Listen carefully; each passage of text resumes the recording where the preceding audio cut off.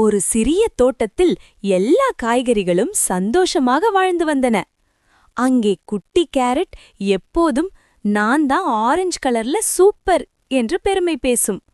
தக்காளி சிரித்து அழகு மட்டும் போதாது, சுவையும் முக்கியம் என்று சொல்வது வழக்கம்.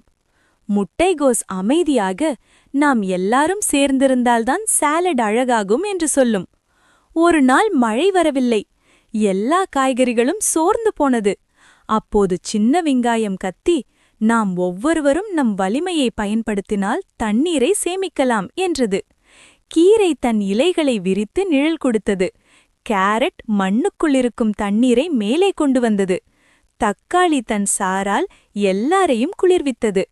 அந்த நாளிலிருந்து தோட்டம் மீண்டும் பசுமையாக மாறியது. எல்லா காய்கறிகளும் ஒன்றாக சேர்ந்து பாடின. நாம் எல்லாரும் வேற வேற ருசி, ஆனா ஒற்றுமைதான் நம் பெரிய சக்தி.